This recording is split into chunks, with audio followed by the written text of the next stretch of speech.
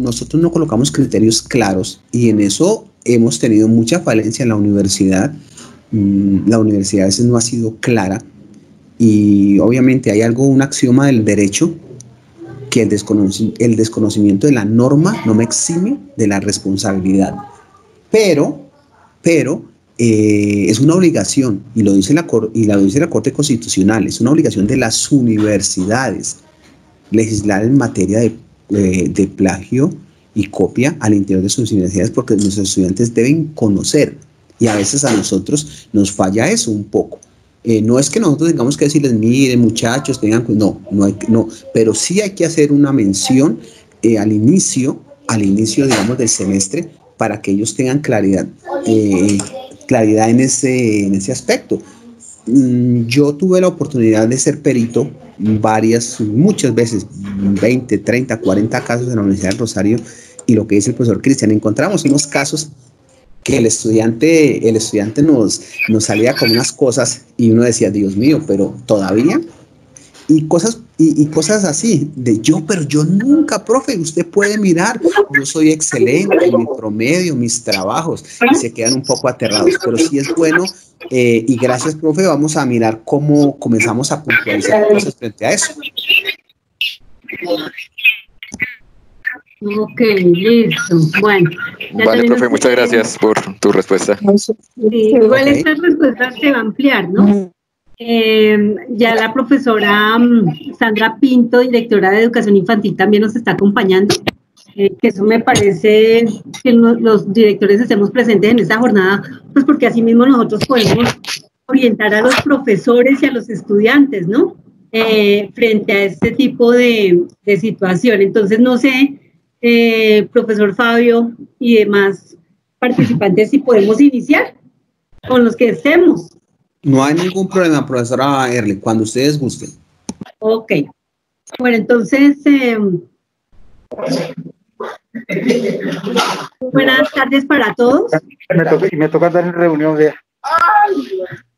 Entonces, la dinámica de este conversatorio es simplemente pues que nosotros, el grupo de invitados y en especial el profesor Fabio vamos a hablar sobre plagio y copia. Muchísimas gracias por su asistencia y espero que esta información o todo lo que digamos acá sea replicado en profesores, en estudiantes, en compañeros, porque de eso se trata. Para los que no hayan llegado, reitero que el día de hoy nos acompaña el profesor Fabio Hernando Cruz Aguirre, profesor de nuestra facultad. Él es doctor en Educación de la Universidad Santo Tomás, licenciado en Español e Inglés de la Universidad Pedagógica Nacional. También es especialista en Evaluación Educativa de la Universidad Santo Tomás, y entre muchos de sus libros están títulos como Inteligencia, Pensamiento y Crítica, del aprieto verbal al conocimiento textual, Fortalecimiento de habilidades para el desempeño académico, libros publicados por la Universidad del Rosario. Y en el programa, pues, hace mucho tiempo que nos está acompañando, colaborándonos sobre todo en práctica, ¿no? Y en ejercicios de escritura, en talleres de escritura, jóvenes escritores, en lo que me acuerdo. Entonces, profesor Fabio, gracias. Además, es el causante de este tipo de actividad, en la medida en que dice, a partir de ciertas problemáticas, hagamos esto. Él me da órdenes y yo organizo el evento como lo hicimos alguna vez el semestre pasado. Además está la doctora Luz Dalila Rivas, directora del Centro de Investigaciones. Luz Dalila, bienvenida. Está la doctora Paula Andrea de Llanón, profesora también del programa, y está trabajando sobre los lineamientos de política editorial de la facultad. Y también nos acompaña también doctor Cristian Andrés Torres Hurtado, que es el editor en jefe de la revista que ha cobrado vida, ¿no? Gracias también al trabajo de los coordinadores, de quienes están apoyando la labor de Cristian, y que pues esperemos salga a la luz muy pronto. Entonces, La dinámica es muy sencilla, pues voy a empezar con una pregunta pretexto para iniciar esta actividad y nuestros asistentes pueden hacer sus preguntas a través del chat y ya mirando la pertinencia de la pregunta la puedo formular al profesor Fabio para que nos dé respuesta y sigamos así hasta el final. ¿Les parece? Bueno, entonces, la pregunta pretexto para nuestros participantes, especialmente para Luz Dalila, Paula Andrea y Cristian, y de pronto para uno de los estudiantes que quiera participar. Desde la gestión que nosotros hacemos en la facultad, ya sea como profesores o coordinadores de estas actividades que tienen que ver con la escritura, con la lectura, etcétera, ¿cuáles son las preocupaciones sobre este tema que nos convoca hoy, sobre el plagio, sobre la copia? ¿Cuáles son esas preocupaciones que surgen? Ya de manera informal ya escuchamos al profesor Cristian Andrés, que me parece que es pertinente que también lo vuelvas a decir, porque ya hay algunos asistentes ya se han acabado de unir a nuestro conversatorio. Entonces, ¿quién querría empezar? ¿Cuáles son esas preocupaciones que tenemos alrededor del plagio, de la copia? Pues si quieres inicio yo, que ya hemos estado hablando. Buenas tardes para todos. Pues ya hemos estado hablando con el doctor Fabio previo como a que se unieran más participantes. Pues yo creo que las preocupaciones son muchas desde una política editorial, por ejemplo, y ahí también yo de una vez quiero hacerle una pregunta al doctor Fabio.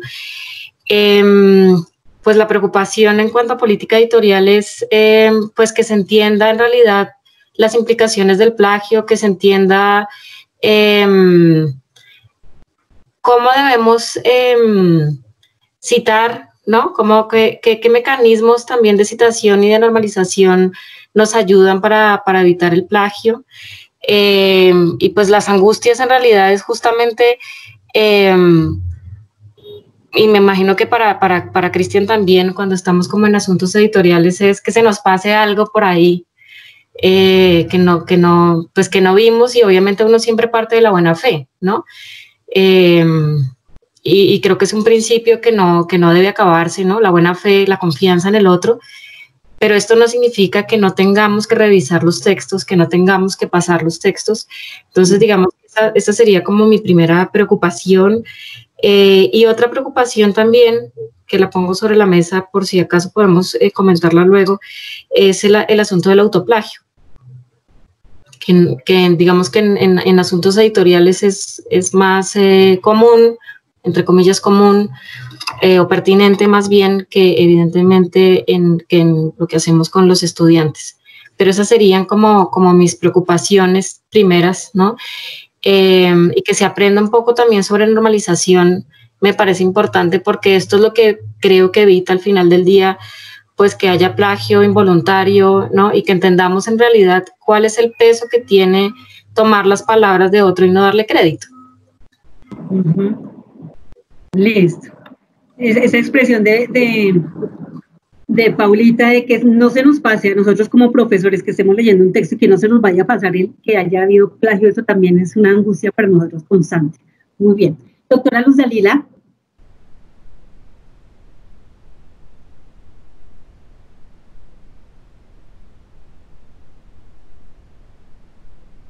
Hola, Luz Dalila.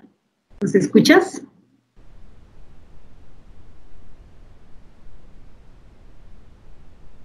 Bueno, parece que tiene problemas de micrófono, Luz Dalila.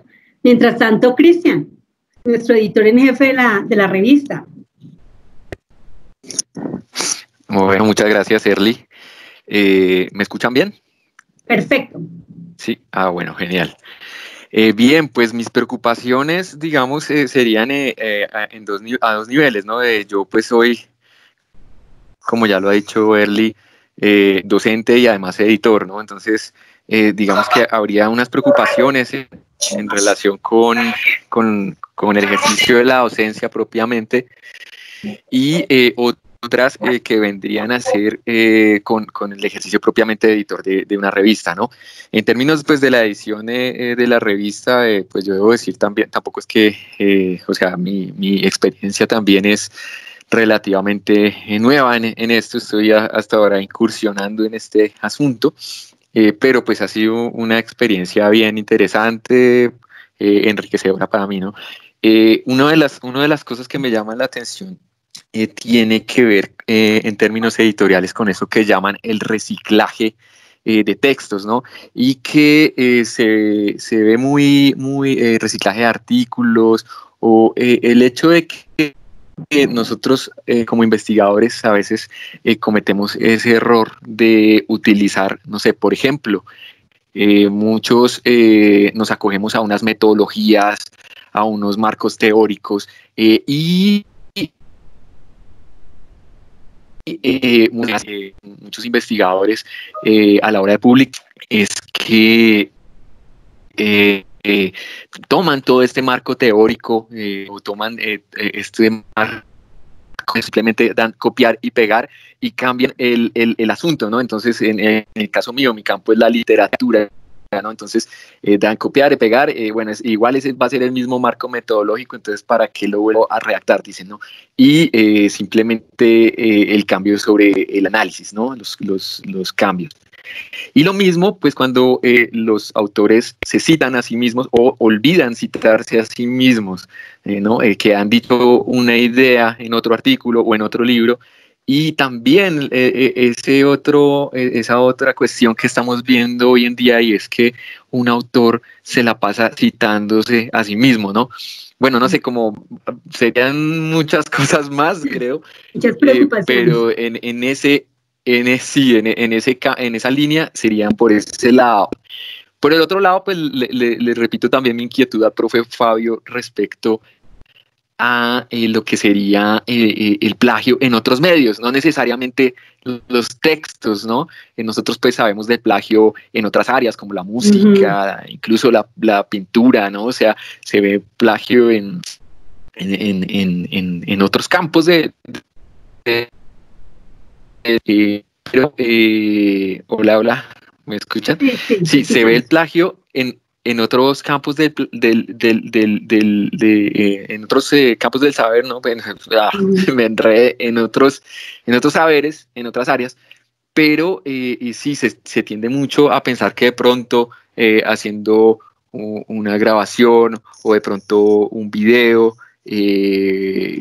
pues que allí ese asunto no viene a caso, ¿no? Entonces, sí, digamos que sacar también ese asunto el asunto de la copia y del plagio del plano textual propiamente e ir a otros formatos, ¿no? ¿Cómo funciona ahí el asunto? Esas serían como mis inquietudes. Muchas gracias. Muy bien, listo. Gracias, Cristian. Hay algo que resalto, es el plagio en otras áreas, no solamente en lo escrito, sino en otras manifestaciones comunicativas, ¿sí? Que también hemos evidenciado. Muy bien, ahora vamos a escuchar a una estudiante, Angie Caterín, esas preocupaciones que tú tienes como estudiante. Angie Caterín, bienvenida. Hola, profe, gracias. Hola a todos.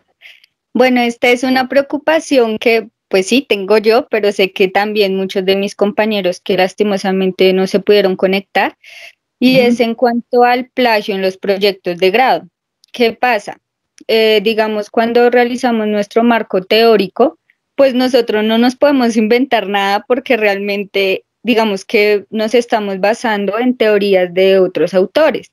Sin embargo, muchas de las preocupaciones de nosotros es porque no entendemos cómo se hace ese proceso de plagio en los proyectos de grado, porque según nos han dicho, suben como nuestro proyecto a Turnitin, creo que se llama, y él arroja un porcentaje de plagio. Sin embargo, lo que también nos dijeron fue que, o sea, Turnitin lo que hace es detectar que se ha copiado textualmente, pero la pregunta es la siguiente: si uno ya realizó, digamos, si uno realizó las citas correspondientes a esas, digamos, extractos que uno tomó, digamos, pues que de esos autores, igual se toma como algún porcentaje de plagio. Sería, es más en cuanto a eso, porque realmente pues ahora somos bastante los que ya vamos a presentar el proyecto de grado, y aunque intentamos hacer todas las citas del mundo lo mejor que se puede, pues nos preocupa esa parte. Ok, muy bien, gracias Angie Catherine, muy bien. Doctora Luz Dalila, bienvenida. Hola Erly, ¿me escuchan? ¿Ahora sí me escuchan? Sí, señora. Vale. Ven, yo para contestar la pregunta de Angie, sí, quiero remitirme a la primera pregunta que tú hiciste. Lo que preocupa a la universidad en cuanto a esta práctica. Hemos generalizado e incluso, como lo decía Cristian también hace un momento, hemos generalizado el plagio como una práctica que parece natural, ¿sí? Hacerla, pero también yo creo que tiene que ver mucho porque no hemos entendido o no comprendemos realmente hasta qué punto uno referencia a un autor, que va con la pregunta que hacía Angie, ¿cómo referencia? ¿Qué uso de ese autor? ¿Qué uso de ese referente? ¿Y cómo lo uso? ¿Sí? Lo que sí hay que tener muy presente cuando hablamos de plagio es que es una copia. Cuando yo tomo algo de otra persona, ¿sí? Y lo copio y lo uso como si fuera mío, ¿sí? Estoy apropiándome de algo que no es mío. Entonces, además de que implica una copia, implica también un fraude, ¿sí? Estoy violentando lo que en Colombia llamamos derechos de autor, ¿sí? En Colombia, bueno, y en otras partes también se lo conoce como violación a los derechos de autor. Y en ese sentido no solamente obedece a la escritura, ya lo decía Cristian también, no obedece solamente a la escritura, sino a cualquier objeto o idea creativa, ¿sí? Que yo tome de otra persona y la asuma como propia. En la actualidad, por el uso de las tecnologías que nos facilitan el acceso a la información, pues esa práctica, como lo decía hace un momento, se ha naturalizado de tal manera que ya parece que todo lo que encontramos en la red es nuestro y lo podemos apropiar, ¿sí? En cierta parte es verdad, pero también hay que tener presente, y aquí viene lo delicado del caso y del cuidado que hay que tener, es la forma en cómo nosotros podemos asumir y hacer de eso algo con lo que nosotros podamos construir algo propio, ¿sí? Yo puedo tomar las ideas, y aquí va a la pregunta de Angie, puedo tomar ideas, puedo tomar referentes, puedo tomar algunas inquietudes de otras personas, objetos, fotografías, imágenes, etcétera, que me llegan, ¿sí? Pero siempre y cuando yo pueda darle el crédito o pueda reconocer que eso que acabo de tomar de esa persona o de ese autor, de ese creador, músico, artista, fotógrafo, etcétera, lo he tomado, pues, y de eso yo he asumido y he construido algo a partir de eso, algo propio, ¿sí? Y esto, en el caso de la escritura, como en otras áreas, obedece netamente a la práctica creativa, ¿sí? En el caso de la escritura, obedece a que yo debo formarme en la escritura. Y aquí hay doctores en literatura, pues Paula y Cristian no me dejarán mentir, si leemos bien y si hacemos una buena comprensión lectora, sabremos escribir bien, ¿sí? Y sabremos escribir correctamente.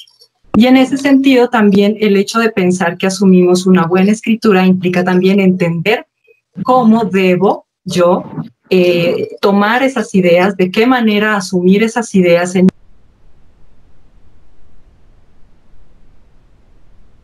Ok, apagaste el micrófono, Luz Dalila, creo.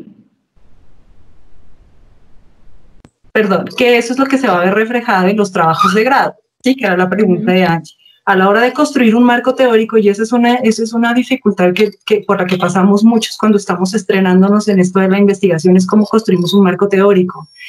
Y a mi modo de ver, construir un marco teórico es precisamente esto, tomar los elementos de un autor, de una teoría, de una perspectiva, de conocimiento, etcétera, y ver de qué manera me es útil para mi trabajo, pero siempre y cuando yo pueda reconocer de dónde lo tomé, por qué razón, justificar por qué razón estoy haciendo uso de ella. Y en ese sentido no es que justifique la copia, sino que estoy dándole el crédito precisamente a eso que estoy tomando, de lo cual yo puedo construir también mis propias ideas. Bueno, gracias Luz Dalila por tu ilustración. Entonces, frente a todas las preocupaciones, profesor Fabio, yo también, más que preocupaciones, tengo como unos cuestionamientos, ¿sí? Que espero que a lo largo de su intervención podamos como aclarar y dar respuesta también a los estudiantes que se nos acerquen y nos pregunten el cómo no hacer plagio, ¿no? Entonces, entre esas preguntas está si hay diferencias entre el plagio y la copia. ¿Por qué no se debe plagiar? Es decir, parece una pregunta tonta, pero me parece que es necesario dar una respuesta muy clara. ¿Por qué no se debe hacer ese plagio o esa copia? Si hay formas válidas para evitar el plagio o la copia, ¿no? ¿Cuáles son esos tips? Llamémoslos así. ¿Qué debemos utilizar? ¿Cómo debemos hacer para evitar caer en ese error? Compartir ejercicios, que sería muy bueno que Fabio nos pudiera, bueno, claro que ya habíamos hablado con anterioridad con Fabio la posibilidad de hacer un taller. Quienes estén interesados en hacer el taller, por favor, en el chat, escribir su correo electrónico para convocarlos, para hacer ese taller que me parece pertinente. Y hay otra pregunta que me quedó sonando a raíz de la primera intervención de manera informal del profesor Fabio, y es: ¿las otras universidades cómo están trabajando este tema? ¿Cuáles son esas herramientas que están utilizando? ¿Cuáles son esas estrategias que están utilizando? ¿Y cuáles nosotros podríamos adaptar para nuestra universidad, específicamente para nuestra Facultad de Educación? Así que, Fabio, tienes toda la palabra, tienes micrófono y tienes cámara. Ok, muchas gracias, muy amables. Ya, ok. Bueno, muy buenas tardes para todos, colegas, compañeros. Queridos estudiantes, ya también casi colegas. Hay muchas precisiones que debemos realizar acá con base en las argumentaciones de nuestros compañeros, muy válidas todas ellas, pero sí hay que hacer ciertas precisiones. Una cosa es la copia y otra cosa es el plagio frente a la ley. Cuando hablamos estamos hablando de plagio en textos escritos. Estamos nosotros frente a un escenario que es la OMPI, Organización Mundial de la Propiedad Intelectual, que es la que nos regula, la que legisla acerca de los posibles casos, siempre se debe decir los posibles casos de plagio. Entonces, el plagio se comete en trabajos escritos, llámese ensayos, prácticas de laboratorio, monografías, tesis de especialización, maestría, doctorado, textos escritos de carácter científico, de carácter literario, etcétera, etcétera. La copia se da en exámenes orales, en exámenes escritos, y lo que tiene que ver con los derechos conexos. Los derechos conexos son los que tienen que ver con la música. Y todo lo que tiene que ver, lo que el profesor comentaba algo, que estaba un poco preocupado sobre el plagio en otros medios, lo que tiene que ver con la copia del software. Entonces, en eso hay que hacer esa precisión. ¿Por qué hay que hacer la precisión? Porque no siempre, digamos que se tipifica para las dos. Una cosa es acá y otra cosa es allá. Entonces, hago esa precisión primero. El plagio se da en los trabajos escritos de los estudiantes, en la presentación de los trabajos escritos, y la copia en exámenes de tipo oral, de tipo escrito, de tipo musical, cuando estamos copiando algún tipo de pista, algún tipo de fonograma, algún programa, por ejemplo, el Kahoot, cuando hacemos juegos para nuestros estudiantes, el Kahoot, el Cat, por ejemplo, el Quizzes también, y otros tipos de software que nos permiten utilizar medios y formas musicales. Bueno, resulta que nos dice la profesora Dani, ¿por qué el plagio? El plagio se da por muchas razones, pero debido a ciertas investigaciones que hace Turnitin, la herramienta que utilizamos en universidades para detectar el plagio en los estudiantes, y como lo decía la señorita Ardila, solamente nos arroja ciertos datos, pero hay que tener en consideración, se los decía yo al inicio cuando estábamos hablando informalmente, la parte psicológica y la parte académica. El por qué lo cometo. Si lo cometo a través de la parte académica, tiene relación con ¿qué? Con la pobreza léxica, con la falta de competencias escritoras, con la falta de competencias argumentativas, propositivas, escriturales, porque no estamos bien formados y no son problemas de la universidad en general, no estamos bien formados en escritura. Para escribir bien hay que leer bien y a veces no leemos bien y a veces no escribimos bien. Cuando dejamos una tarea pendiente, le decimos a los estudiantes, para el día de mañana van a realizar un ensayo sobre, por decir algo, Siervos sin Tierra. El libro Siervos, estábamos leyendo el libro de Siervos sin Tierra en la clase y entonces vamos a hacer un ensayo para mañana o para la próxima clase. Resulta que para uno hacer un ensayo medianamente, digamos que medianamente aceptable, uno mínimo debería leer entre 2 a 4 libros. ¿Por qué? Porque se hace necesario que yo tenga unas fuentes bibliográficas, unas fuentes literarias y unas fuentes de conocimiento a nivel de comentario crítico para lograr ese objetivo.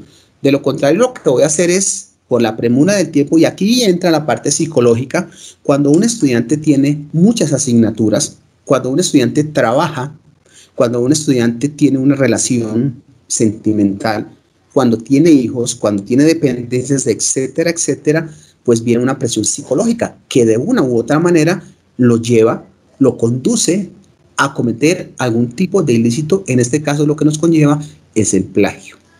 Yo les decía a ustedes, no estoy ni a favor ni en contra de los estudiantes. Se los digo porque nosotros en la Universidad del Rosario se tipifica de las dos maneras. Desde el punto de vista legal, que es la parte académica, pero también desde el punto de vista psicológico.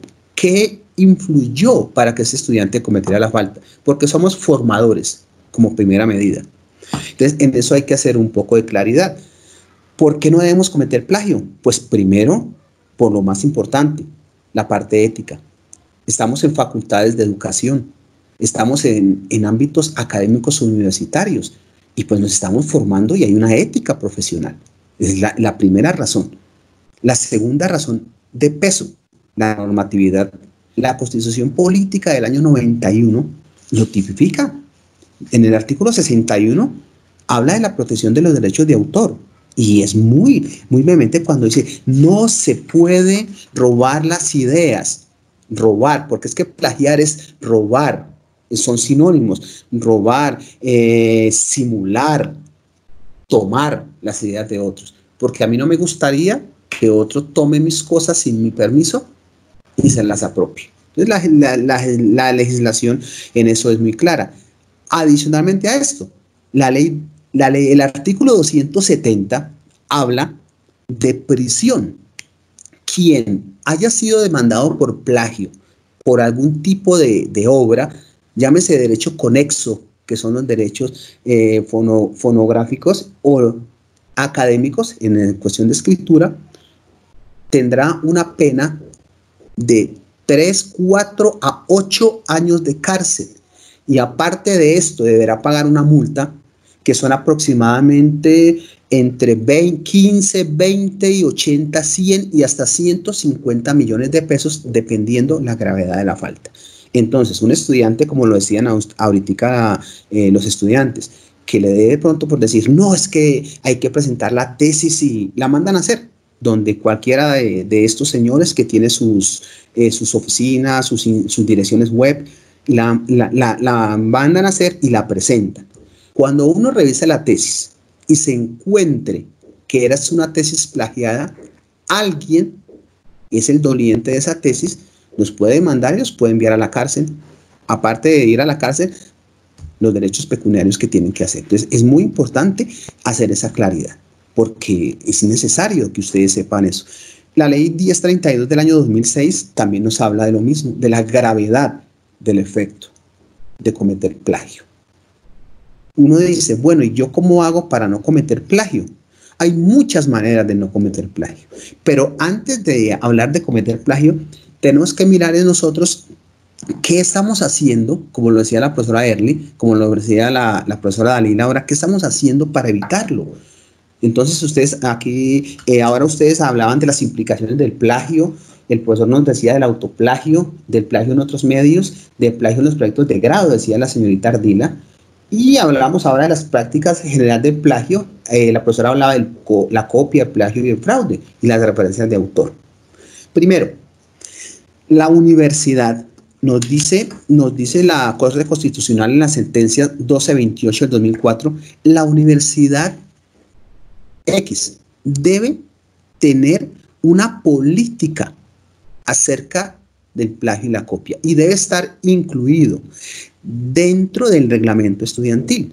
Y ese reglamento, esa normatividad de plagio y copia es la que llamamos nosotros el debido proceso, que a veces nosotros, los docentes o los estudiantes, por desconocimiento, cometemos, realizamos y hacemos lo que hacemos, tanto para bien o en algunos casos para mal. ¿Qué debemos nosotros hacer cuando encontremos un supuesto? Primero hay que hablar de supuesto caso de plagio, porque yo no puedo condenar a ningún estudiante y a ningún docente hasta que no se compruebe lo contrario. Primero debe haber una conversación directa con el docente. El docente es quien debe reportarlo, pero reportárselo al estudiante, conversar con él, de acuerdo con las calidades del estudiante, de acuerdo con su punto de vista como docente del trabajo que colocó. Porque es que la falta va de acuerdo con la gravedad y el momento. Hay trabajos de un corte, para sacar una nota de un corte, hay trabajos para, digamos que avanzar en la tesis, para candidaturas, para graduaciones, entonces hay que hacer esas tipificaciones. Entonces, si tenemos un debido proceso y lo cumplimos, no tenemos ningún problema con que hayan casos de plagio, los van a ver. Y no solamente los hay en la Universidad Libre. En la Universidad de los Andes, 5 estudiantes de prestigiosas familias fueron expulsados por plagio. Los honorables senadores han sido acusados de plagio en la Universidad de Rosario. Tuve la oportunidad de mirar una de esas tesis plagiadas. La Universidad Externado de Colombia también, y así sucesivamente. Entonces, no es que nosotros debamos pegarle grito en el cielo, no, debemos trabajar para que eso se dé.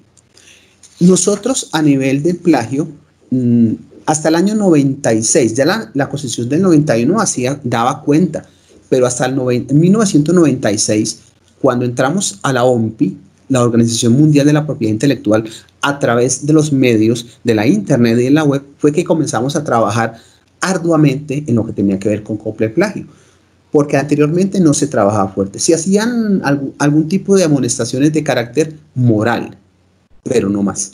Entonces se comenzó a trabajar, la OMPI ya comenzó a profundizar, comenzó a estudiar, comenzó a mirar y dijo, no, tampoco podemos ser tan olímpicos.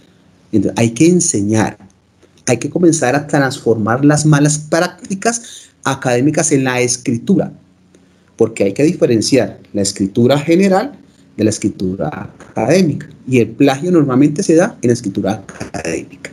Entonces, esas son las primeras precisiones que debemos hacer frente al fallo de la Corte, frente a lo que tiene que ver con el debido proceso. Nosotros tenemos una herramienta muy valiosa, que es la comisión. Aquí la tenemos nosotros a la mano, la decisión andina, que es la decisión andina 351, que es donde nos habla de todo lo que tiene que ver con el plagio y la copia. Nos dice qué podemos hacer, qué no podemos hacer, hasta dónde llegan, digamos, nuestros derechos y hasta dónde no.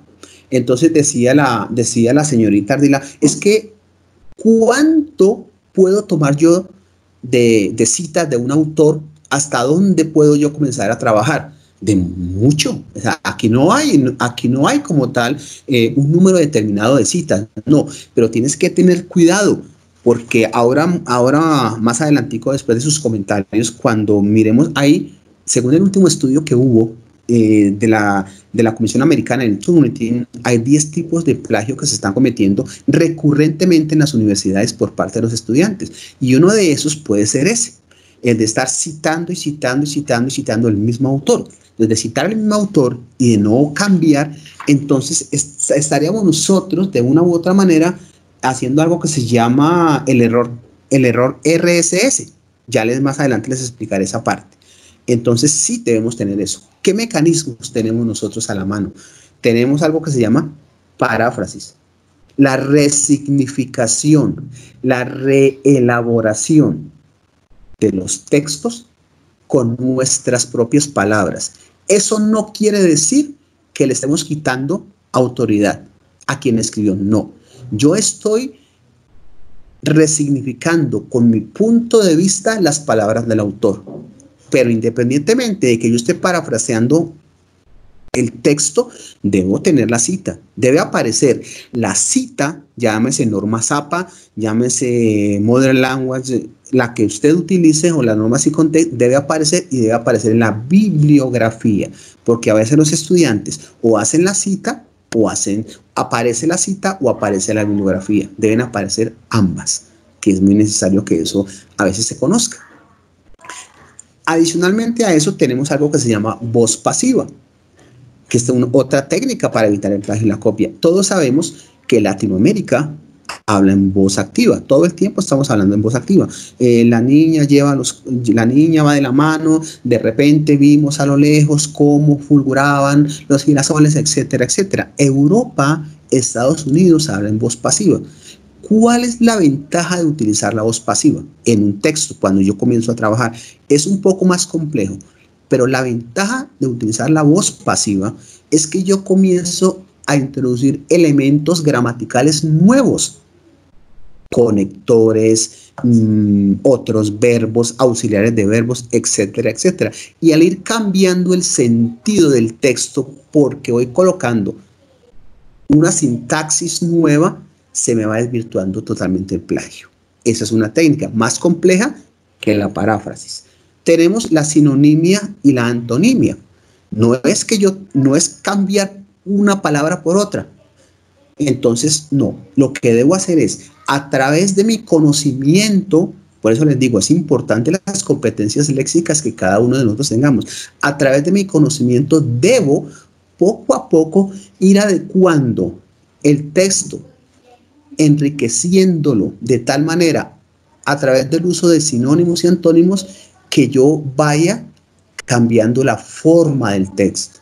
No como tal el fondo, porque el fondo siempre estará ahí, porque fue la idea de alguien, pero yo sí puedo ir dando mi punto de vista dentro, dando mi perspectiva dentro de.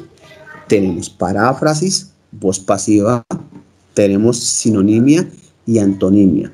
Entonces, a través de ese tipo de ejercicios son los que nosotros logramos desvirtuar totalmente el plagio. Ahora, la citación. Pues es muy importante que de una u otra manera nosotros comencemos a trabajar en el aspecto de la citación. Están las normas Zappa, entonces ¿cómo cito con normas Zappa? Están las normas SICONTEXT, ¿cómo cito a través de las normas SICONTEXT? Está la MLA, ¿cómo cito a través de la MLA? Tantas fuentes de citación que yo necesito. ¿Cuándo cito una fuente de internet? ¿Cómo cito un libro digital? ¿Cómo cito una imagen? Porque es que a veces las imágenes tienen derechos de autor. Hay unas que son de libre uso. Hay unas que yo las puedo tomar sin ningún tipo, digamos que, de problema. Pero hay otras que no. Hay otras que tienen derechos de autor y debo por obligación citarla. Debo por obligación tomarla. Hay un software libre, más adelante les daré esos datos, donde ustedes pueden entrar y son imágenes, más de 300.000 imágenes de libre uso para sus trabajos, para sus presentaciones, etcétera, etcétera. Entonces es importante que trabajemos en esta parte. Y ahí es donde viene la cuña que nos decía nuestra jefe del departamento, la profesora Erle. Vamos a trabajar en fortalecer nuestras competencias académicas, nuestras competencias de escritura a través de talleres que la universidad, la Facultad de Educación comenzará a trabajar en lo que tiene que ver con plagio y copia. Algo más práctico que teórico. Bueno, seguimos lo que decía la profesora, las preocupaciones. Dice el capítulo 2 de la decisión andina, dice de los derechos y qué se protege. Entonces, una de las preguntas del profesor Cristian acerca de lo que el profesor comentaba, dice en el artículo 7, queda protegida exclusivamente la forma mediante la cual las ideas del autor son descritas, aplicadas, ilustradas o incorporadas a las obras de quien esté haciendo un texto, un ensayo, un video, un podcast, como usted lo decía. Pero escuche lo siguiente, profesor, por favor. No son objeto de protección las ideas contenidas en las obras literarias y artísticas de contenido ideológico o técnico de obras científicas. ¿Esto qué quiere decir? Que en ocasiones nosotros tomamos ideas de Google. Entonces, nosotros yo creo que en un alto porcentaje de nuestros estudiantes no usan Google académico, usan el Google básico. Y el Google básico no es bueno utilizarlo. ¿Por qué no? Porque en el Google básico no encontramos nosotros ninguna cita.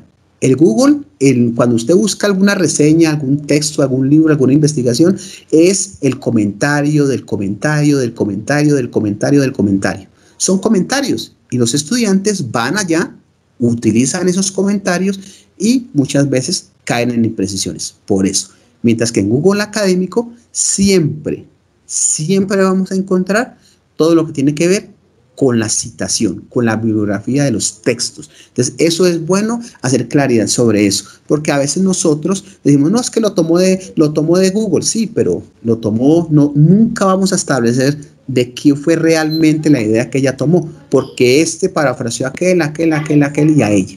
Entonces, en esa medida, si vamos a algo legal, a un litigio legal, pues tendríamos que absolver al estudiante porque no encontraríamos directamente la fuente de donde sacó la información, a diferencia que si esto fuera de un Google académico. Dice el capítulo 7 en el artículo 22 que los estudiantes, los profesionales, los docentes, se tiene derecho a reproducir para cuestiones de enseñanza o para la realización de exámenes en instituciones educativas en la medida justificada por el fin que se persiga artículos lícitamente publicados en periódicos, colecciones periódicas o breves extractos de las obras lícitamente publicadas en condición que se haga sin ánimo de lucro. Entonces, ¿qué sucede? Si un estudiante tomó algún texto de la obra de Cortázar, de la obra de Shakespeare, de algún tipo de biología, de física, de química, de metodología de la investigación, para carácter educativo, lo puede hacer, porque lo ampara el capítulo 7 en su artículo 22, parágrafo B, pero solamente en esos casos. Entonces, ahí, a veces si yo desconozco esos pequeños apartes de la norma, puedo incurrir en una injusticia. Y es a lo que nosotros, pues de una u otra manera, debemos apostar. Es decir, bueno, si vamos... La naturaleza es fundamental, pero yo creo que en este momento, cuando además nos planteamos... Pues... Entonces vamos primero nosotros a tratar de clarificar esa parte. Y después de que ya tengamos nosotros una correcta ruta de plagio y copia, sí podríamos entrar de una u otra manera a hablar de la parte sancionatoria, de la parte ilustrativa, de la parte académica para nuestros estudiantes. Eso es importante que se sepa y eso es importante que se conozca. Decía el profesor ahora, bueno, a mí me preocupa mucho el autoplagio. Claro que sí, porque independientemente de que yo sea el autor de mi obra, yo no tengo derecho a hacerlo. Yo tengo que cambiarlo. Entonces, según la última investigación de Turnitin, nos dicen que hay 10 tipos de plagio que son los que más están utilizando nuestros estudiantes. El profesor hablaba del autoplagio. ¿Qué es el autoplagio como tal? Entonces, si uno habla de autoplagio, es cuando el autor como tal, el autor lo que hace es comenzar a presentar su propio trabajo en diferentes investigaciones, en diferentes avances de tesis, en diferentes simposios, etcétera, etcétera. Y no se debe hacer, no se debe permitir porque fue una obra que ya fue citada, fue una obra que ya fue reseñada, es una obra que ya fue presentada. Entonces también se le conoce como plagio reciclado, profesor. Y normalmente nosotros lo que hacemos es buscar otras fuentes o hacer una segunda edición o de los textos o de los artículos. Lo más recomendado por las universidades en Colombia y en el mundo es que se haga una segunda o tercera o cuarta edición, depende en qué edición vaya, de los textos, para que así no cometamos autoplagio. Tenemos nosotros, por ejemplo, la clonación cuando presentamos trabajos idénticos.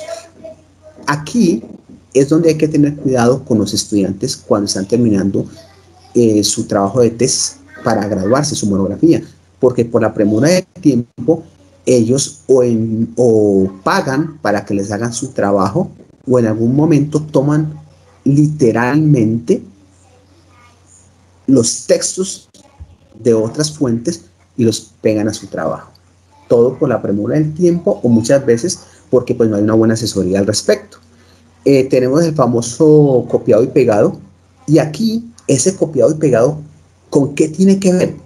Es cuando nosotros tomamos textos de otras fuentes y los pegamos a los que ya nosotros elaboramos. Entonces tratamos de cuadrarlo, lo cuadramos de tal manera que las ideas queden hiladas, pertinentes. Entonces, aquí no se van a dar cuenta que normalmente, pues cuando uno es juicioso, cuando uno lee, cuando uno revisa, y pues estos buscadores tan avanzados que tenemos ahora, pues siempre nos damos cuenta. Tenemos algo que se llama la búsqueda. Esa búsqueda es básicamente es cambiar palabras, es búsqueda y reemplazo. Yo cambio palabras o cambio el orden de los párrafos. Entonces dice, bueno, es que el profesor me está pidiendo un trabajo acerca de las estrategias de enseñanza en primaria. Entonces yo comienzo y digo, este texto me sirve, y comienzo a cortar los párrafos y los coloco de tal manera que me coordinen. Pero pues uno siempre algún error comete, y ahora lo vamos a ver cuando se cometen los errores. Tenemos uno que es la mezcla, se llama así, el remix o la mezcla. Pero comenzamos a mezclar fragmentos que son parafraseados de otras fuentes, es lo que se habla ahora del Google. Entonces en Google están hablando, por ejemplo, están hablando sobre la obra de Sabater, entonces copian un texto de una persona, lo pegan, copian un texto de Wikipedia, copian un texto del Rincón del Vago, copian un texto de Wiki, y así, y hacen un ensayo, hacen un trabajo excelente de copias de otros sitios web, y lo que hacen es cuadrarlos de tal manera que tengan sentido, que tengan buena coherencia y cohesión. Está el reciclado, que era el que hablamos ahora, que es el autoplagio, que para evitarlo, pues ya les dije, lo que más se aconseja es que busquemos a nuestros editores, en este caso como en la universidad, y tratemos de usar una segunda edición del texto, y así lo evitamos. Tenemos algo que se llama el híbrido. El plagio híbrido es cuando combinamos textos bien citados, bien parafraseados, con textos que no están bien citados o que están mal parafraseados. Porque cuando uno comienza a leer, dice, excelente, qué ideas tan novedosas, está muy bien redactado, y de un momento a otro uno mira que le cambiaron o que está mal la cita. Entonces, pero ¿por qué si arriba citaron bien y está el pie de página, porque aquí no? Y es cuando se comienza uno a dar cuenta que está sucediendo algo en el trabajo. Ese es el que se le conoce como híbrido. Hay uno que se llama mosaico, o el mashup, que se llama en inglés, que es copiar y pegar. Pero ¿cómo copian y pegan? También lo hacen de diferentes fuentes, pero es más literal. Más literal me refiero que es de un mismo sitio. Desde el mismo sitio buscan diferentes textos y los tratan de encajar, que tengan cohesión y que tengan coherencia. Digamos que a diferencia del híbrido es que es de diferentes fuentes. Aquí es de una sola fuente. Cuando revisamos trabajos, hay algunos que sale algo que se llama el plagio, el error 404. Si se han visto, dice paste no found 404. ¿Por qué aparece ese error? Eso no es un error de conexión, no un error de direccionamiento, no señor. El error 404 que aparece es por dos razones fundamentales. La primera tiene que ver con la mala citación. Se citó de forma incorrecta o las fuentes son inexactas o inexistentes. Quiere decir que el estudiante o quien esté presentando el trabajo nos está queriendo engañar. Por eso se le llama plagio de error 404. Entonces recordemos, fuentes inexactas, inexistentes o información incompleta. También aparece algo que se llama error RSS. ¿A qué se refiere el error SS, que se conoce como otro de los tipos de plagio? Cuando se cita correctamente, pero de más. Es decir, el estudiante citó bien los 2, 3 primeros párrafos, pero nosotros vemos que aparecen 8, 9, 10 párrafos más. Ese error es RSS, lo que quiere decir que colocó otra información encima de lo que estaba bien citado. Entonces, él trata de hacernos creer que todo ese texto que él citó es del mismo autor. Eso se le conoce como error RSS. Y por último, uno de los más utilizados por todos es la famosa reutilización. La reutilización es muy parecido al error RSS. La única diferencia es que en este contexto utilizamos un solo texto. Del mismo texto colocamos párrafos y párrafos y párrafos y párrafos. Entonces estamos también estamos engañando. Estamos tratando de engañar a nuestro interlocutor y de eso no se trata. ¿Cuál es la invitación que nosotros hacemos normalmente cuando hacemos talleres? La profesora Erly me preguntaba, bueno, ¿qué hacen otras universidades? La Universidad del Rosario, donde dictó una cátedra de plagio y copia. La Universidad del Externado, donde también dicté una charla. En la Libre, en maestría, hace 2 años, 3 años, dicté un taller sobre plagio y copia. Y la invitación es, primero, a fortalecer las competencias escritoras, a fortalecer la lectura y la escritura. Las técnicas, las estrategias de lectura. Las olvidamos, el subrayado, la nota al pie de página, la nota al pie de texto. Ese tipo de estrategias nos permiten a nosotros, como estudiantes, como académicos, tener la información a la mano. ¿Cuál es un consejo para los estudiantes cuando están comenzando a realizar su tesis? Porque decía la profesora Dalila, no, es que después hay mala citación. Claro, porque cuando comienzan a hacer el marco teórico, el marco conceptual, el marco metodológico, escriben y buscan información de muchas fuentes. Y después omiten citas, omiten fuentes. ¿Por qué?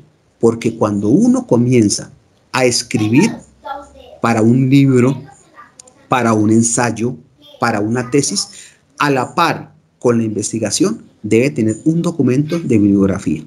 Entonces vamos escribiendo las dos cosas, que al final de la jornada tengo todas mis citas bibliográficas. Ya los ordenadores, los computadores los tienen, ya ni siquiera es como antes, que era a mano. Ya el mismo sistema le organiza a uno toda esta parte. Entonces, hasta ahí estoy haciendo unas precisiones. No sé si tengan alguna otra pregunta, si ha quedado claro y qué más podemos profundizar, profesora Erly y compañeros asistentes. Fabio, gracias. Pues en vista de tanta información, obviamente esto justifica que sí es evidente la necesidad de hacer estos talleres para ver en detalle cada una de estas formas de plagio que muchos de nosotros hemos caído, ¿cierto? Entonces, sí, es necesario y en un espacio de tiempo tan corto como el que tenemos, pues solamente se deja en esa enunciación. Así, pues el conversatorio se llama Generalidades sobre plagio y copia. No sé si de los asistentes hasta el momento hay algún tipo de pregunta. Por favor, levantan la mano, o si no, seguiríamos con esos ejemplos que tú tienes y los consejos y herramientas para evitarlos. Yo, Erly, hola. ¿Sí me escuchas? Lila. Sí, señora. Vale. Bien, gracias, profesor Jairo. Fue una ilustración bastante completa de las generalidades, en este caso de la noción de plagio. Sin embargo, yo quiero volver a resaltar una cuestión.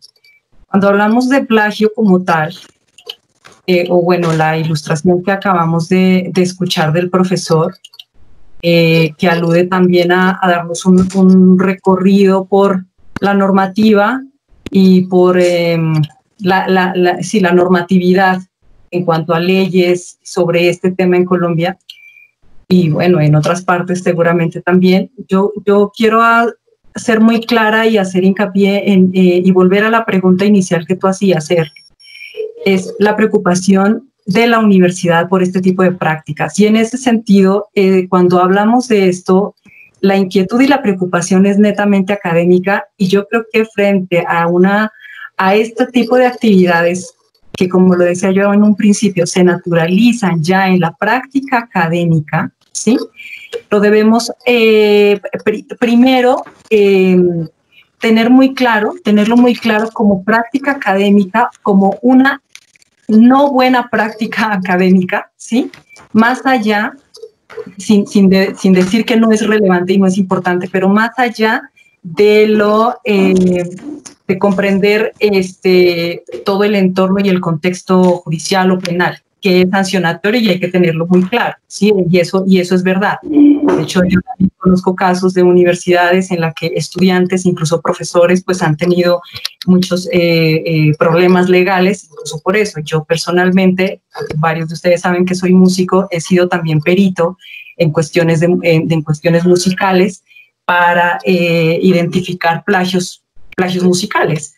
Y no solamente en ese ejemplo de cuando yo hablaba precisamente de la copia o del robo, de apropiación, que esa es la definición llana de lo que significa el plagio. Cuando yo me copio, ¿sí? Cuando hablando de esto, y de referenciar, podemos ir a un diccionario y identificar qué significa plagio, y en su definición llana es copia o apropiación de algo que no me corresponde. ¿De buena fe o no de buena fe? ¿Sí? Entonces, cuando yo hago eso que ya en Colombia lo estipula como violación a los derechos de autor y lo define desde muchos artículos, mucha normativa, y hace la distinción entre lo ético y lo bioético, es decir, que me apropio, que hago robo, mal uso, etcétera, de múltiples áreas, pues, de saber o conocimiento. Lo que aquí nos compete, creo yo, y esa es una preocupación al menos desde el Centro de Investigaciones y del Comité Editorial, quienes estamos construyendo esta política editorial, es la práctica, ¿sí? El ejercicio de la buena práctica de la escritura, de la citación y por lo tanto de la lectura. Que yo creo que eso es lo que los profesores y los estudiantes en un principio deberíamos comprender y entender. ¿Cuál es la buena práctica o qué son las buenas prácticas en la lectura y en la escritura? Y en este caso, a lo que obedece el ejercicio propiamente académico, que es el de la escritura, pues creo que es el que nos viene a discusión en este momento. Sin embargo, también quiero aquí aclarar y contextualizando también esto, que no solamente obedece a la escritura. Acaba de llegarme un correo electrónico, precisamente la Dirección Nacional de Investigaciones, con un comunicado en que nos piden hacer buen uso, y como digo yo, buena práctica, por ejemplo, del uso de imágenes, de uso de videos, de uso de gráficos y demás, en nuestras citaciones, en nuestros libros, en nuestras revistas. ¿Esto qué quiere decir? Que entonces, esto que en este momento nosotros llamamos plagio va más allá de un proceso escritural o de un copia y pegue, ¿sí? Sino de la forma en como yo estoy asumiendo la apropiación de ideas, de recursos, de textos, sean imágenes, sea lo sónico en el sentido de lo sonoro, ¿no? En el ejemplo de la música, frases musicales, fotografías, ideas, en fin, de otras personas, de otros autores que no son las mías. Cuando hablamos en el ejercicio académico y sobre todo en lo que tiene que ver con los procesos formativos, que es lo que le compete a la universidad y que le compete a la academia en el caso de los estudiantes y del ejercicio de escritura y de creación escritural y de otro tipo de creación también por parte de los estudiantes, viene precisamente a entender y a saber cómo nosotros podemos hacer uso de todo eso que está ahí en el universo, en este caso, por ejemplo, de las tecnologías de la información, en la cual tenemos acceso tan fácilmente a toda esta información, pero también cómo hacemos uso de esas cosas, de esos elementos, de esas ideas que no son nuestras, pero que podemos utilizarlas para crear nuestros propios ejercicios. Aquí pareciera que la línea divisoria es muy difusa, ¿sí? Es decir, y vuelvo otra vez a la pregunta, ¿cómo hago yo uso de eso que no es mío para construir algo que puede también ser mío? Tengo que darle crédito. tengo que darle, tengo que nombrarlo, tengo que referenciarlo, tengo que decir de quién es esa idea, ¿sí? Si bien es cierto que la ley, la normativa en Colombia sobre derechos de autor dice que sobre los derechos patrimoniales, por ejemplo, se pueden, son de dominio público después de 80 años de la muerte del autor, ¿sí? Que ha generado esa idea.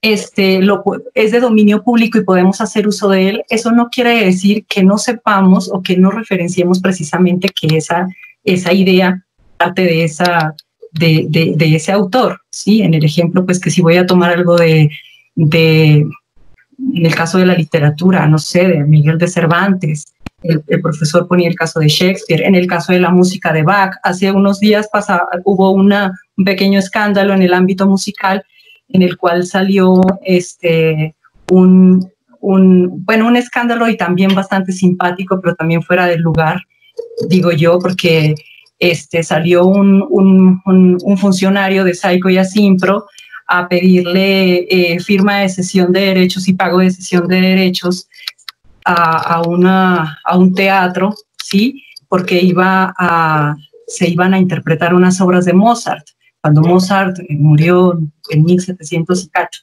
¿sí? No recuerdo ahorita qué.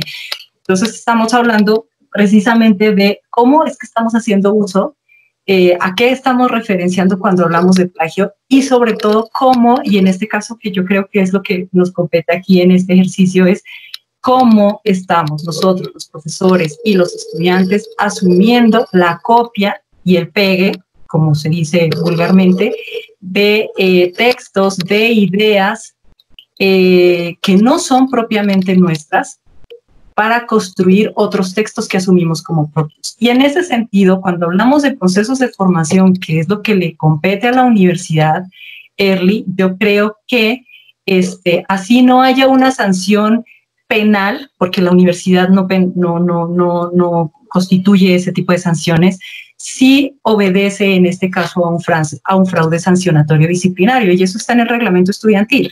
Es decir, si el plagio es una copia y la copia es un fraude, ¿sí? Y en el reglamento estudiantil, por ejemplo, se estipula y se tipifica como tal, pues obviamente es sancionatorio disciplinar en el ejercicio de la escritura y en el ejercicio propio de formación académica del estudiante.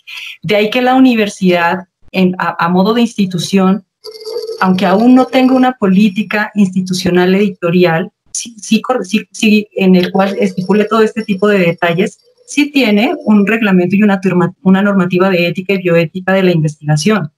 Y en eso obedece también este ejercicio académico, en el cual hay sanciones disciplinares por el hecho mismo de que se está violando lo ético que tiene que ver con el derecho moral de esas ideas, ¿sí? En la facultad nosotros estamos construyendo, a partir de esos documentos institucionales, una base normativa de cómo hacer uso y de cómo enfrentarnos a esas buenas prácticas desde el mismo ejercicio del proceso de formación.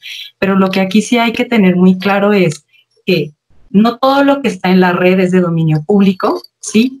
Todos tienen un derecho sobre eso y yo no puedo violentar esos derechos de autor haciendo uso deliberado de lo que está ahí con fines propios, ¿sí? Sin dar esos créditos y sin dar esos referentes a mis propios ejercicios de escritura, ya sean de trabajo de grado, ya sean para presentarlos como examen de curso, en fin.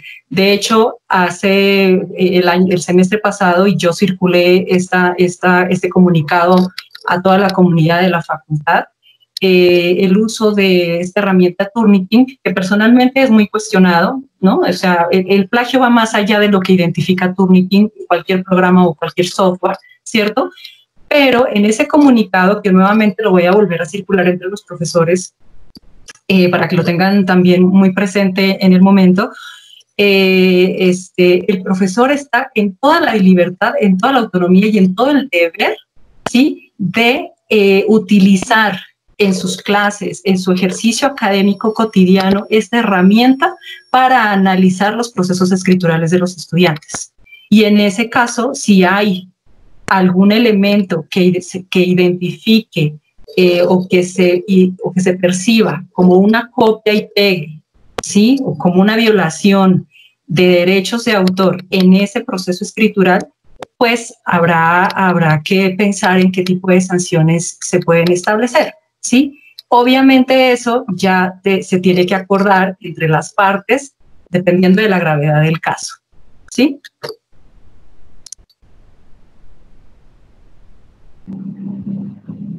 Bueno, gracias Luz Dalila por tu intervención. Muchísimas gracias. Le voy a dar la palabra a José Luis González y luego a Andrés Santiago, que tiene levantar la mano hace un tiempo. Y después de esas intervenciones ya le regreso la palabra al doctor Fabio. Vamos con José Luis.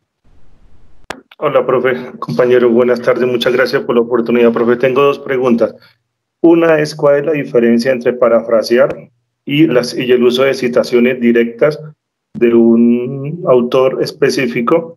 Y la otra es, ¿se considera plagio cuando uno como estudiante, como profesional, en cualquier situación, compra un trabajo que ya ha hecho una persona y que no ha sido publicado? Entonces la persona hace 5 o 10 años hizo un trabajo.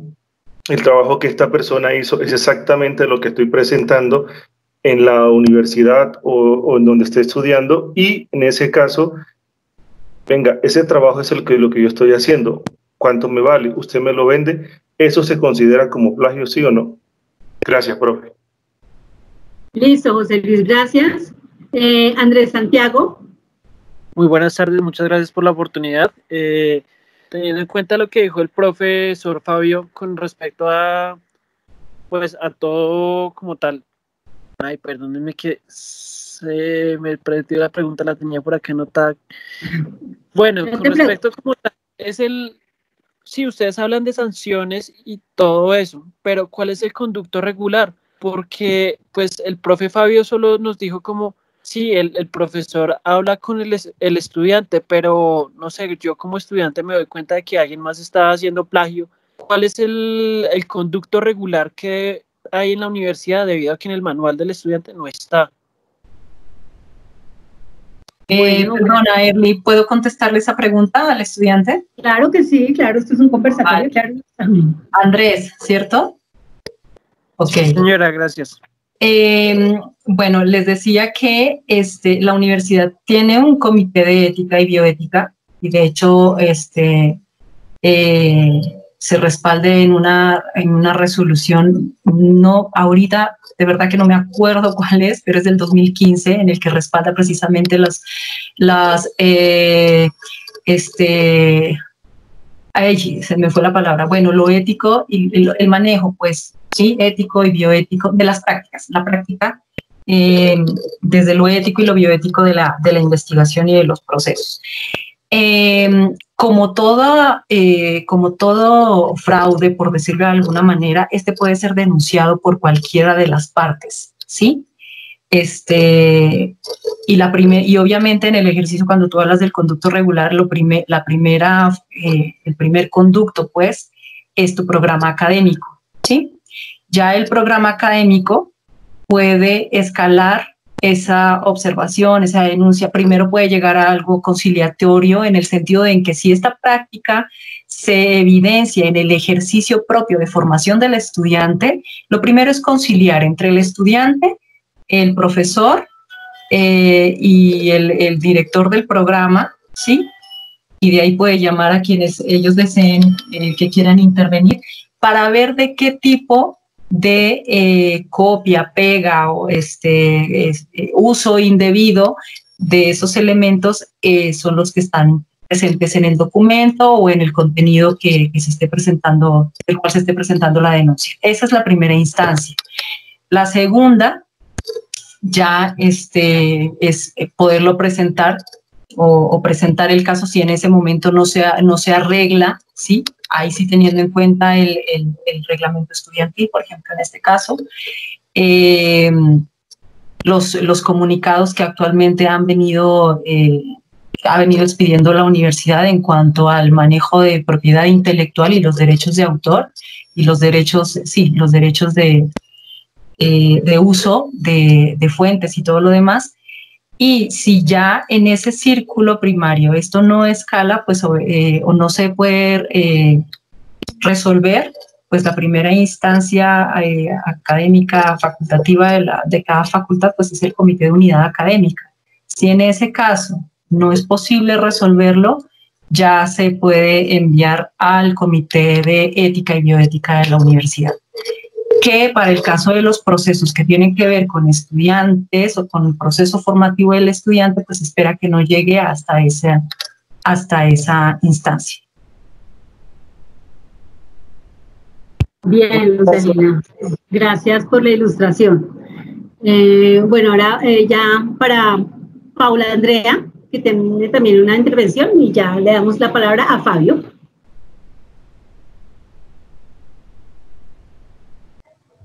Muchas gracias, Erly, y pues al profesor Fabio por su amplia explicación. Yo quiero como subrayar un asunto del que ya había hablado Luz Dalila y también el profesor Fabio, y también respecto a las preguntas que hacen los muchachos, y es, si uno se empieza a preguntar qué constituye fraude como para ver las fisuras, yo creo que ahí ya estamos mal. Es decir, tenemos que tener una conciencia ética de lo que hacemos. No es poca cosa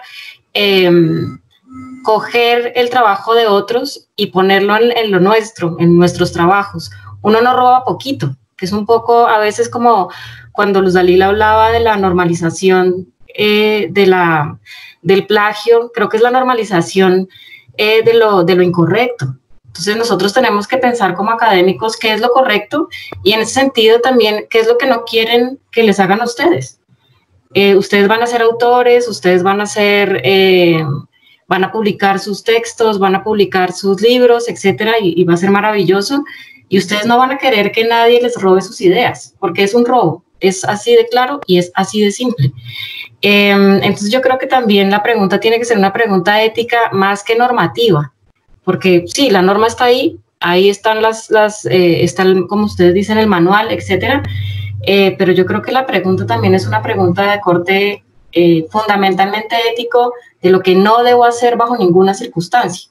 Ahorita también preguntaba, ya no veo quién, sobre el asunto de mandar a hacer un trabajo. Pues es un fraude, al final del día es lo mismo, ¿no? Éticamente, si te preguntas, ¿está bien o no? Pues, ¿quién va a aprender, tú, el que hace, o mandar a hacer el trabajo, o quién está poniendo en juego su conocimiento? Y sobre todo, digamos, en las facultades como la nuestra, en educación, creo que la postura ética debe ser muy clara, porque nosotros tenemos una responsabilidad muy grande como formadores. Entonces no es como profesionales, no es un asunto menor. Entonces yo quería hacer como énfasis en este asunto. Tomar cosas prestadas no es un préstamo. No está mal dar crédito a los otros, y eso alguien lo decía, un escritor decía, cuando uno cita a los otros es ser generoso intelectualmente.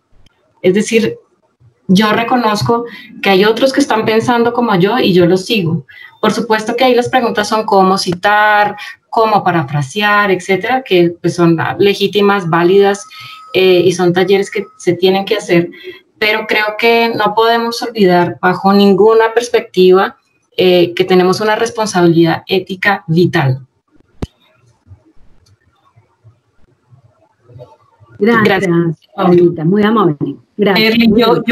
Yo puedo contar una anécdota con respecto a esto último que acaba de preguntar también el estudiante y contar Paula sobre la compra de trabajos. Es una anécdota, y bueno, yo siempre cuento anécdotas y espero que sean en tal caso formativas. Me pasó hace varios años que estaba asesorando una tesis de maestría, y los estudiantes, como muchos estudiantes de maestría que generalmente estudian y trabajan a la vez, pues no tenían tiempo de hacer su trabajo de investigación, de tesis,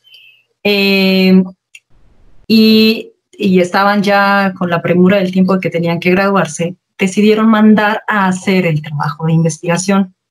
Yo nunca me enteré como asesora, nunca me enteré, hasta que un día uno de los estudiantes, porque era un trabajo en grupo, uno de los estudiantes me lo comentó y me pareció un poco descarado también, hablando de lo ético. Es que en la práctica académica, más que la normativa y más que la legalidad entendida de lo penal, perdón, no me sé explicar en ese punto, tiene que ver la ética de la formación y del uso de mis constructos teóricos, conceptuales y demás.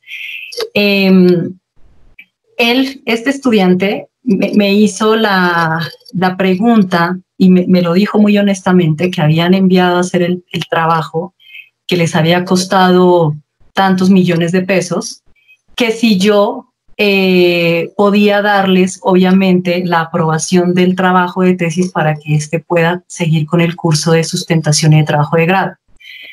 Obviamente, les dije que, por supuesto que no. Solicité el cambio de la renuncia a esa tesis, a esa asesoría. Poco tiempo después, los estudiantes me contactaron nuevamente.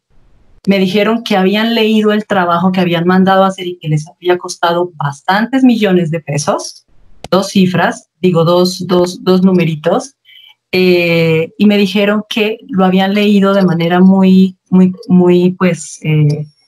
al detalle, y que habían encontrado muchísimas inconsistencias, muchísimas imprecisiones metodológicas, conceptuales, teóricas y de copia y pega de otros trabajos que circulaban por la red.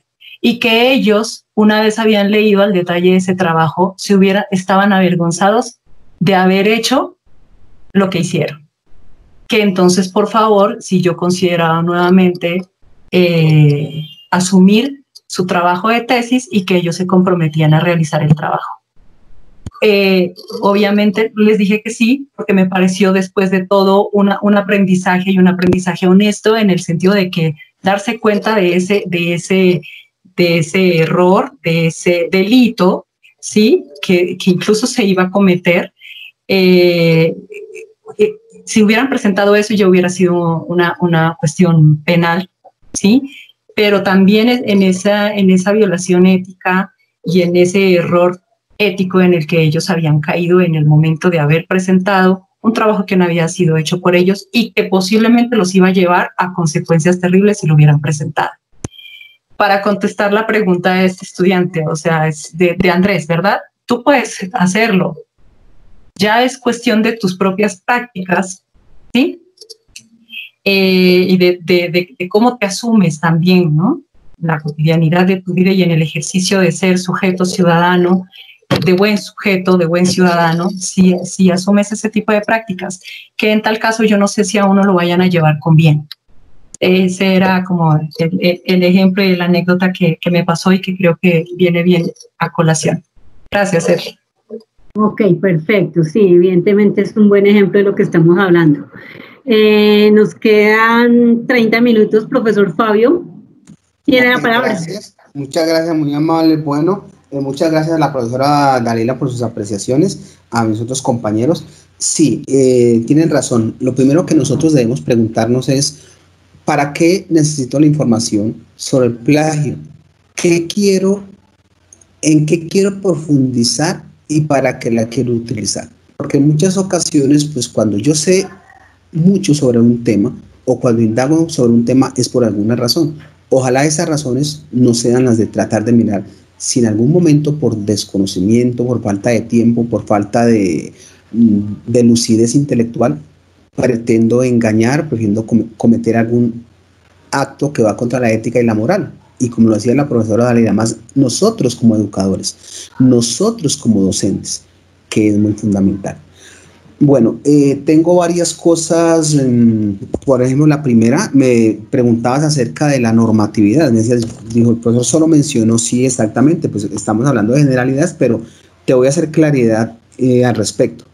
La Corte Constitucional, en la jurisprudencia de la sentencia T-361 del año 2003, reza lo siguiente: para las universidades. ¿A qué se refiere con el debido proceso de las universidades? Claro, las universidades dentro de sus estamentos tienen una normatividad, pero que no puede exceder las estipuladas por la Constitución y la jurisprudencia de la Corte Constitucional. Pero ellos hablan de cuáles son algunos de los mecanismos del debido proceso. Y nos dice, primero, la persona debe contar con garantías procesales adecuadas para su defensa con anterioridad a la imposición de la sanción. La sanción debe corresponder con la naturaleza de la falta cometida. O sea, no se debe sancionar disciplinariamente lo que no ha sido previsto como falta disciplinaria, es decir, el principio de legalidad, que tiene que ver con lo que se ha escrito en el reglamento estudiantil y lo que se pretende imputarle al estudiante o a la persona que cometa la acción. Que la sanción sea proporcional a la gravedad de la falta. Comunicación formal de la apertura del proceso disciplinario a la persona que se imputan las conductas susceptibles de sanción. ¿Por qué hago énfasis en esto? Les voy a comentar anécdotas también y casos de la vida real, como digo yo. En la Universidad del Rosario tuve oportunidad de tener muchos estudiantes que les llegaba la resolución de apertura de investigación por posible caso de plagio que era reportada por los profesores. Infortunadamente, 1 año, año y medio, 2 años después, muchas veces cuando ya se iban a graduar.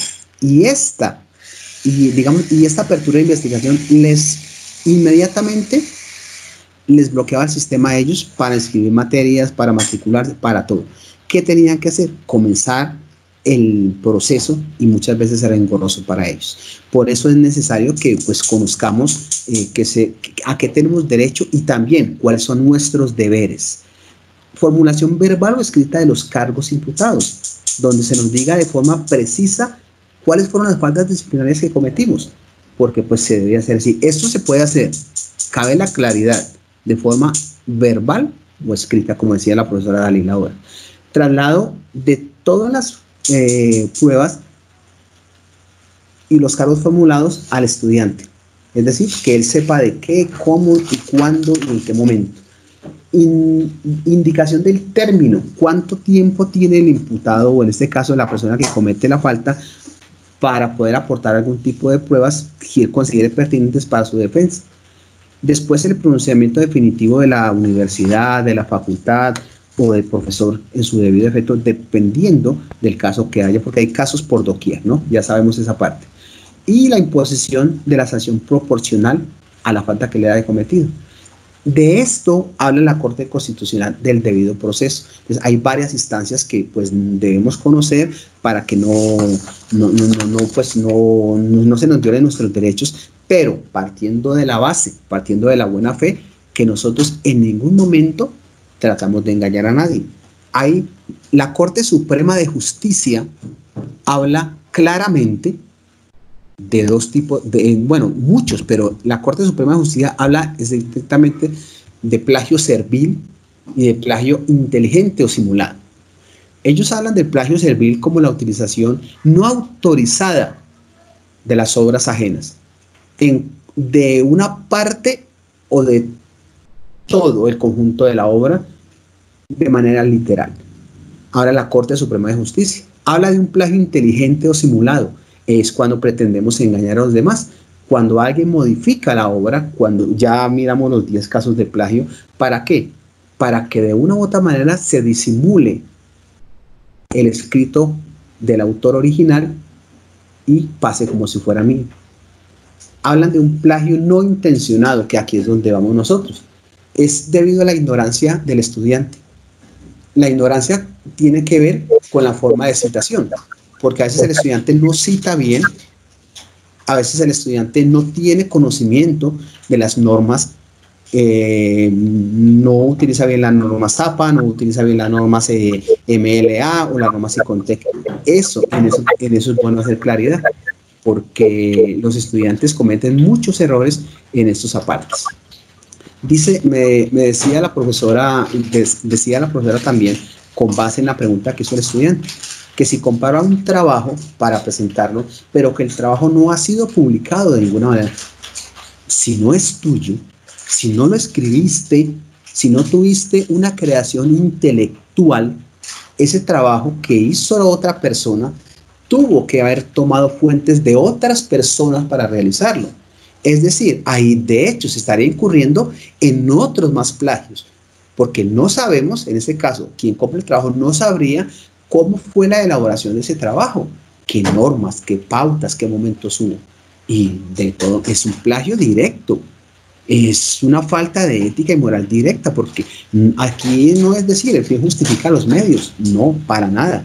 Antes lo contrario, estamos hablando de facultades de educación donde nos estamos formando para formar a la generación del futuro. Pues a esta generación del futuro hay que inculcarle hábitos de estudio, hábitos de lectura, cultura de la evaluación, cultura de los valores, cultura del no plagio, cultura de todo. ¿Por qué? Porque si no, vamos a seguir incurriendo en muchas faltas que no tienen que ver. No tenemos por ningún derecho a apropiarnos de los trabajos de nadie. Si uno mira, tenemos muchísimas cosas. Y dice, bueno, profe, pero es que yo no sé, a mí en la universidad nunca me enseñaron. No se trata de que la universidad me enseñe. También hay muchas formas de yo acercarme a la bibliografía, a la forma de respetar las ideas de otros, de aprender a escribir bien. Hay que hacer también un pequeño mea culpa. Nosotros los docentes a veces cometemos errores, claro está. Dentro de un proceso educativo tenemos aciertos y errores, pero de una u otra manera tenemos nosotros, y es un trabajo conjunto. Tenemos que mirar cómo comenzamos nosotros a usar las citas.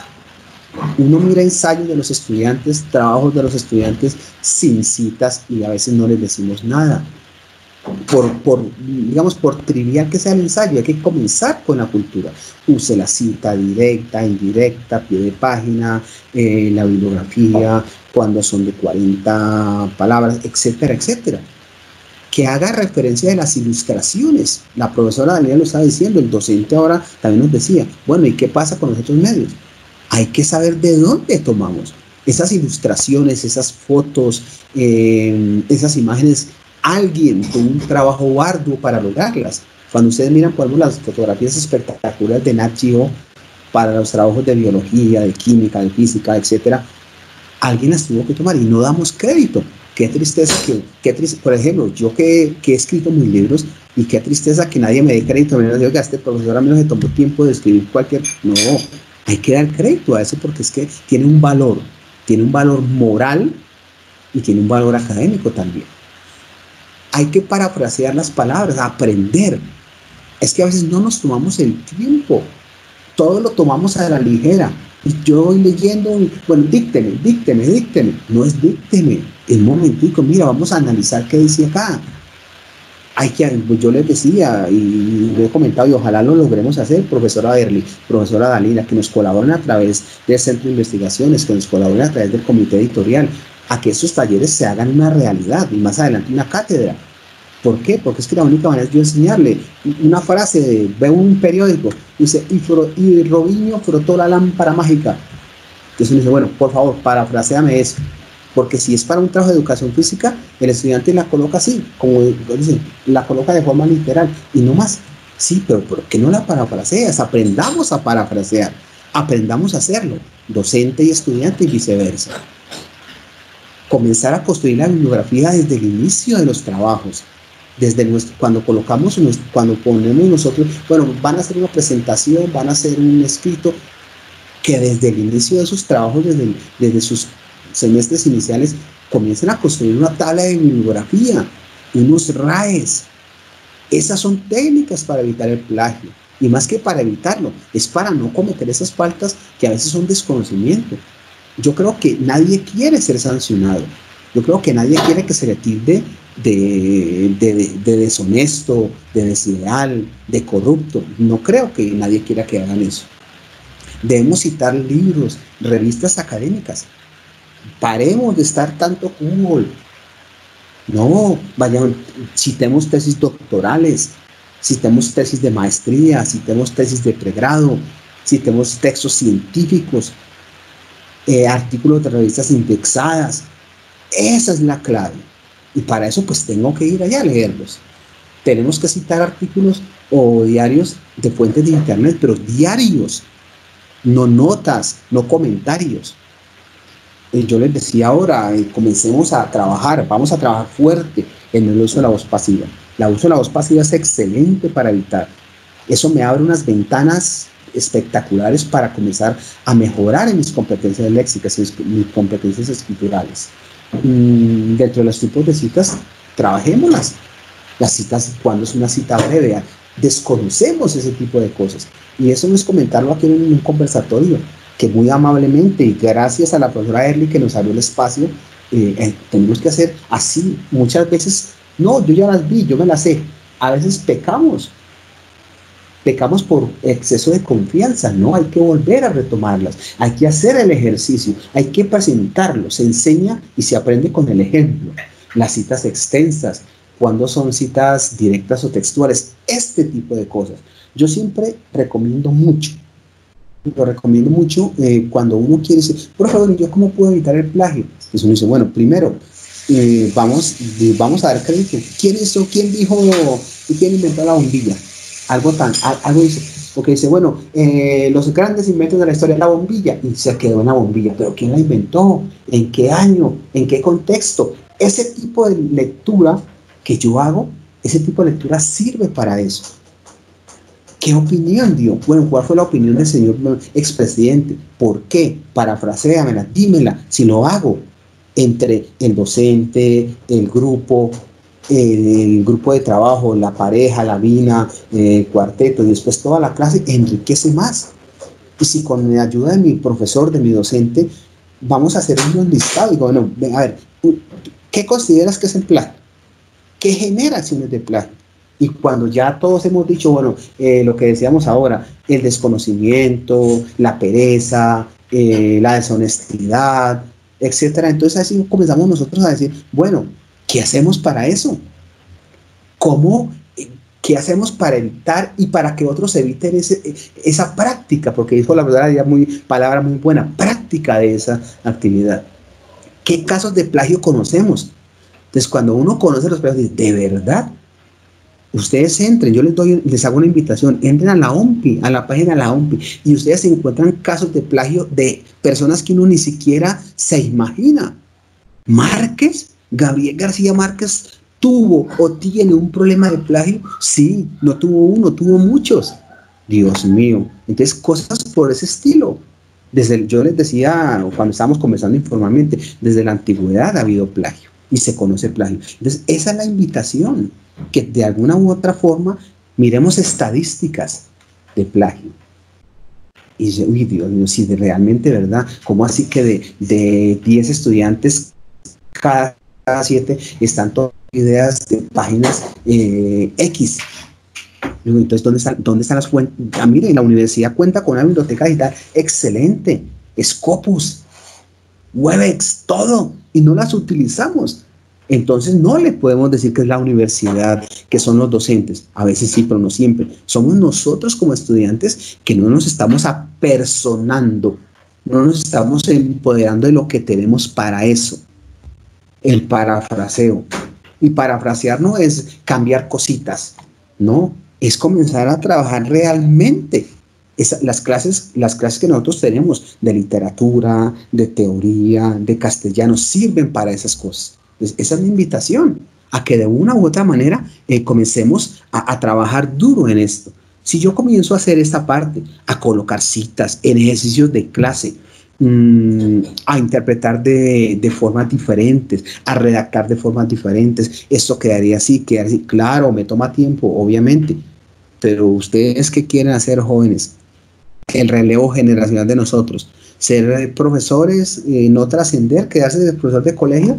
Es que ni siquiera, ahora los profesores de colegio tienen más trabajo todavía. Miren lo que pasó con la pandemia. Todo el mundo entra a la web, todo el mundo utiliza los sitios web, ni siquiera da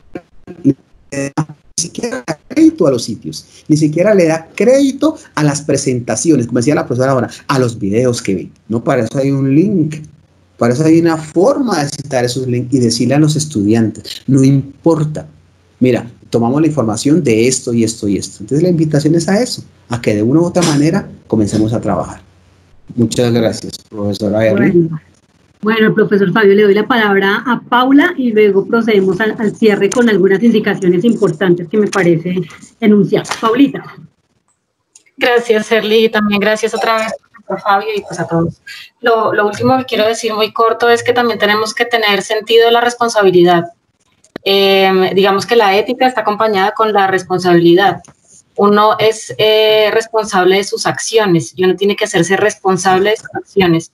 Yo pienso que nosotros como profesores y ustedes también como profesores en formación, y que todos al final del día lo somos, pues tenemos que asumir la responsabilidad que nos toca en la sociedad como educadores.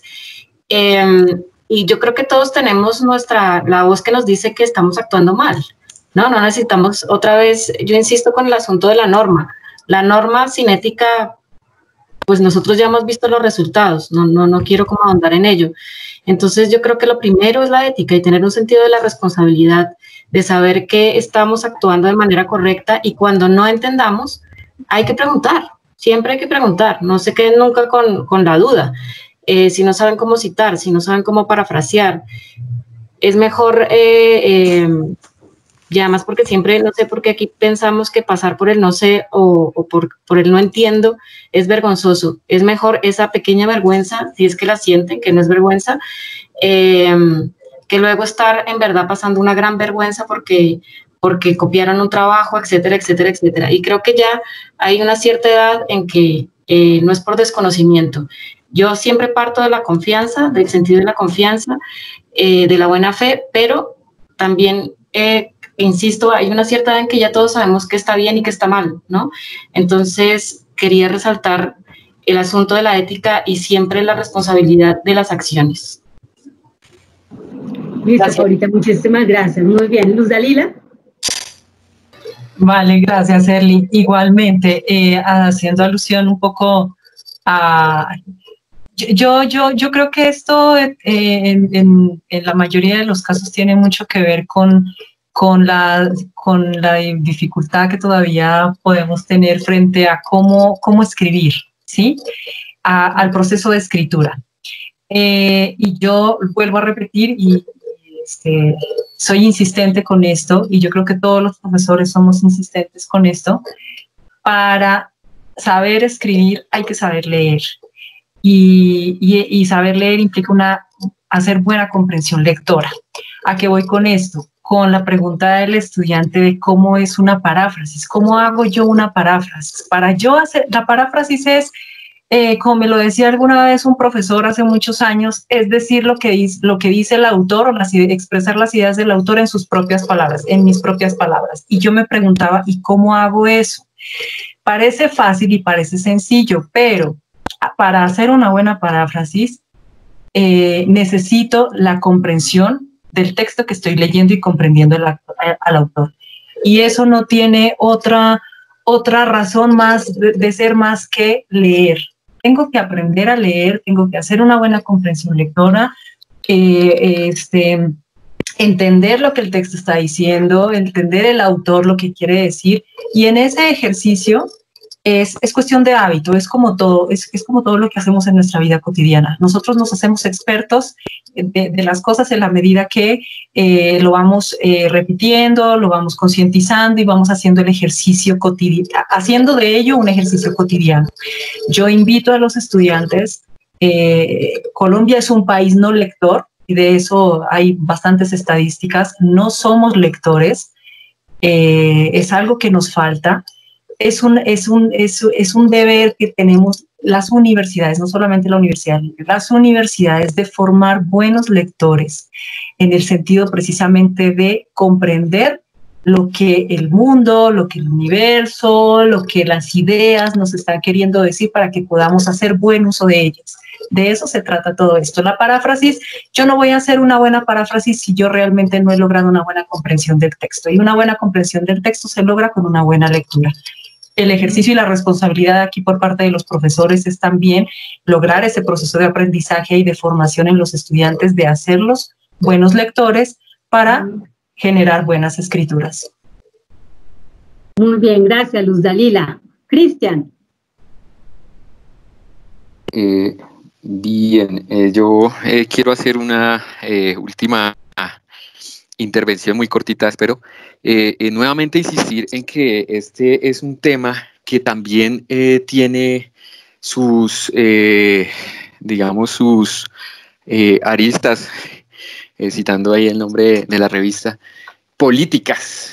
Sí, yo creo que cada uno de nosotros, con cada acto, siempre está manifestando su postura ética, su postura política. ¿A qué me refiero? Nosotros aquí en Colombia, todos, me incluyo, o sea, profes, estudiantes, todos, la comunidad académica en general y bueno, los colombianos en general, nos quejamos un montón de nuestro gobierno, con obvias razones, de todo lo que sucede en nuestro país, de los casos de corrupción que tenemos. Y fíjense nada más lo que ha sucedido en estos días, que son unas denuncias pues bastante complejas en términos políticos.